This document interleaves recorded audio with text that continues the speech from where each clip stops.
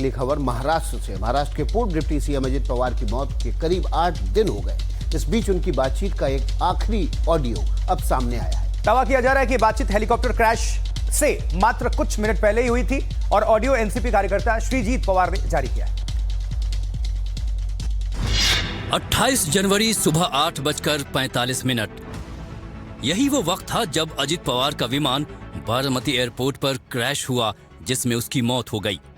Plane crash की जांच चल रही है, लेकिन इस बीच एक ऑडियो क्लिप सामने आया है और दावा किया जा रहा है कि बारामती प्लेन क्रैश से पहले विमान में ही बैठकर अजित पवार ने एनसीपी कार्यकर्ता श्रीजीत पवार से बात की थी। परंतु त्याच्यात माझ्याला मी जिल्हा परिषदेची उमेदवारी आता 15 सुप्या गटातनं देण्यात येईल। ओबीसी रिजर्वेशन तर बाकीच्यांनी दिलं नाही। अजित पवार और श्रीजीत पवार के बीच हुई बातचीत से ये साफ है कि अंतिम क्षण तक अजित पवार सभी जाति समुदायों को साथ लेकर चलने के लिए प्रतिबद्ध रहे। दरअसल श्रीजीत ने 8:19 पर अजित पवार को फोन किया था, लेकिन तब उनका फोन नेटवर्क रीच में नहीं था। लैंडिंग से कुछ वक्त पहले जैसे ही अजित पवार का फोन नेटवर्क में आया तो उन्होंने श्रीजीत को कॉल किया। समाज से मिलने वाले ताने और कमेंट्स कई बार सामने वाले के दिल में इतना चुभ जाते हैं कि वो प्रतिशोध में किसी भी हद तक जा सकता है। देखिए, उत्तर प्रदेश के मैनपुरी में जो हुआ वो इसी का नतीजा था। तानों से परेशान एक परिवार ने अपने पड़ोसी को मौत के घाट उतार दिया। मर्डर करने के बाद आरोपी आनंद ने बताया कि महेश चंद्र और उसकी पत्नी अनीता देवी बार बार आनंद को उसकी बहन के घर से भाग जाने का ताना मारते थे। आनंद को ये बात इतनी चुभी कि उसने दोनों को मौत के घाट उतारने का प्लान बना लिया। हैरानी की बात यह है कि मर्डर प्लान में मृतक का चचेरा दामाद अर्जुन भी शामिल हो गया। घटना को कोई और रंग देने के लिए पहले लूटपाट की गई, फिर हत्या को अंजाम दिया। हालांकि पुलिस पूरे मामले को लूटपाट की थियरी मान रही है। निश्चित तौर पे जो शादी होने वाली थी और उनके बाद जो ये संभावना थी कि सोने चांदी मिलेंगे, तो लूट और चोरी का तो संभावना ये थी। दूसरा ये था कि एक जो बात सामने ये भी आएगी है कि आनंद और उनका विवाद चल रहा था, तो हो सकता है कि कहीं ना कहीं वो मतलब कि अपना ही बदला लेना चाहते। जांच में पता चला कि घटना को अंजाम देने के बाद आरोपी अर्जुन की टॉर्च मौके पर ही छूट गई, जिससे पुलिस कातिलों तक पहुंच गई। देखिए, बाबा रामदेव और एक्टर राजपाल यादव के बाद अब शादी को लेकर पंडित धीरेन्द्र शास्त्री को छेड़ने वालों की लिस्ट में एक नया नाम जुड़ गया है। इस बार अंदाज बिल्कुल अलग है और सागर जिले से आए एक नन्हे गायक ने ऐसा समाधान दिया कि खुद पंडित धीरेन्द्र के शास्त्री भी मुस्कुराते बिना नहीं रह पाए। देखिए जरा।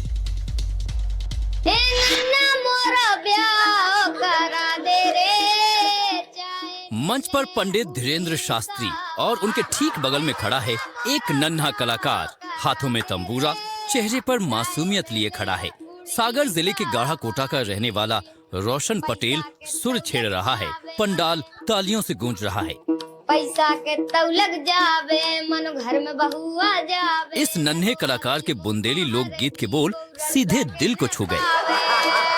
अपने गीत के इशारों से इस बच्चे ने पंडित धीरेन्द्र शास्त्री को शादी को लेकर हल्के फुल्के अंदाज में तंज कसता नजर आया।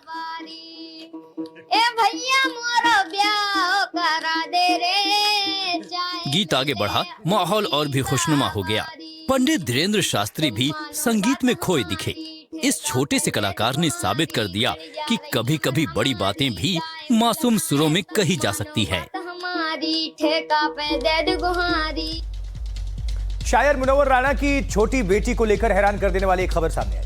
आरोप है कि उनकी बेटी को 3 तलाक देकर उसके ससुराल वालों ने उसे घर से बाहर निकाल दिया।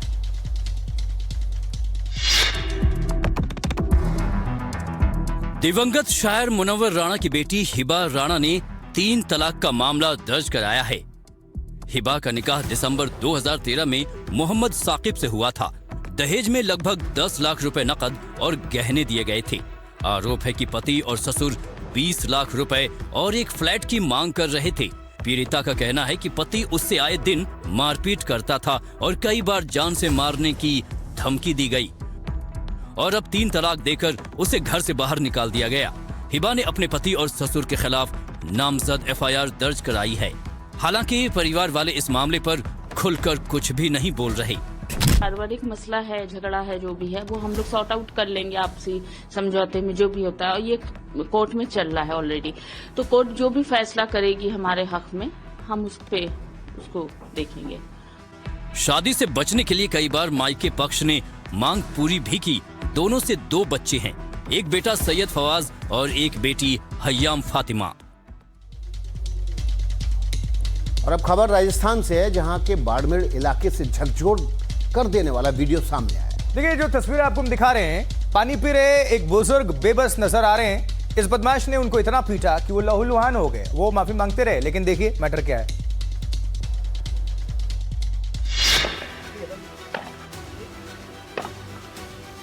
हाथ में लोटा, हलक में पानी की कुछ बूंदें और माथे पर ढलती उम्र की लकीरें। और उम्र के इस पड़ाव पर कभी जूते से मारा जा रहा है तो कभी लातों से, और लगातार गालियां दी जा रही हैं। उतरबा गांव की इस तस्वीर ने पूरे राजस्थान को झकझोर दिया है। बुजुर्ग बार बार अपनी गलती पूछता रहा, हाथ जोड़ता रहा, लेकिन आरोपी डंडे और जूतों से उसे लहूलुहान करने पर आमादा थे। बुजुर्ग की गुहार से भी उसका दिल नहीं पसीजा। ये वीडियो जैसे ही सोशल मीडिया पर आया, लोगों का गुस्सा 7वें आसमान पर पहुंच गया। कांग्रेस नेता फतेह खान ने इसे शर्मनाक बताते हुए पुलिस से तुरंत गिरफ्तारी की मांग की, जिसके बाद पुलिस ने कार्रवाई करते हुए केस दर्ज किया। आरोपी को गिरफ्तार कर सलाखों के पीछे भेज दिया गया है।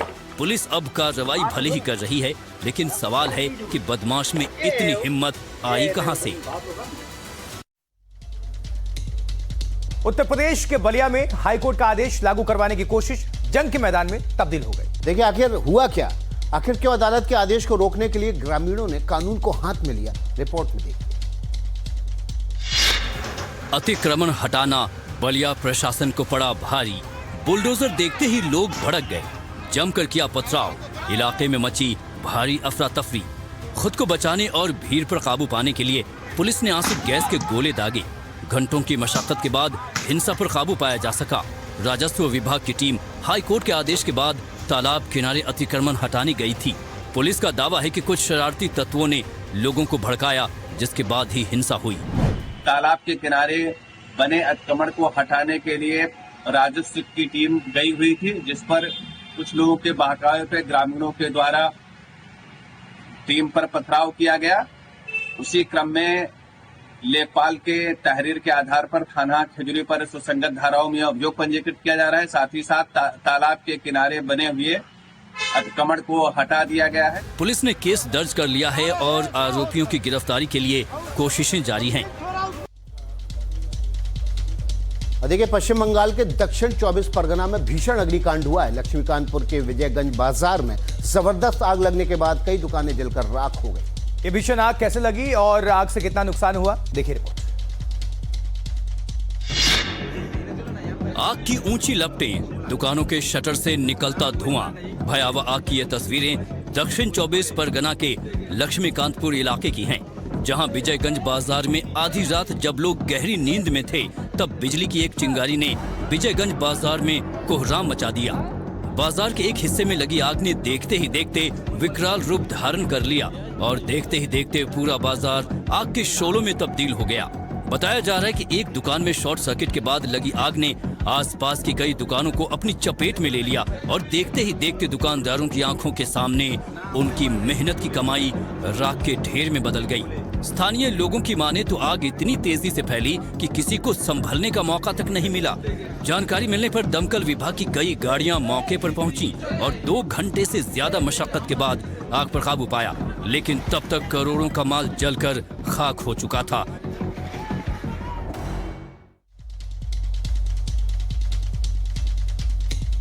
मध्य प्रदेश के मैहर में एक शिक्षक ने शिक्षा के मंदिर को भी शर्मसार किया। देखिए, शिक्षक धनेंद्र पांडे यहां शराब पीकर पहुंचा, स्कूल परिसर में जमीन पर ही सो गया। न किसी ने मारा है, न किसी ने इस शिक्षक को धक्का दिया है। ये जनाब तो शराब के सुरूर में इतना डगमगा गए कि इनके पांव लड़खड़ा गए और गुरुजी स्कूल के अंदर ही मदहोश हो गए। महर के शासकीय विद्यालय के शिक्षक धनेंद्र पांडे ने पहले जमकर शराब पी, उसके बाद स्कूल पहुंच गए। वो भी जिंदा है। यहाँ बच्चों को पढ़ाने आते हैं कि दारू पी के सोने आते हैं। नशे में डूबे शिक्षक महोदय आराम से सोते रहे और गांव वाले कुर्सी पर बैठकर ये तमाशा देखते रहे। कुछ लोगों ने शराब शिक्षक धनेंद्र पांडे का वीडियो बनाया और वायरल कर दिया। शिक्षा व्यवस्था का मजाक उड़ाने वाला ये शिक्षक आराम से सो रहा है। अब इंतजार इस बात का है कि शिक्षा विभाग शिक्षक की ऐसी हरकत देखकर कब जागता है।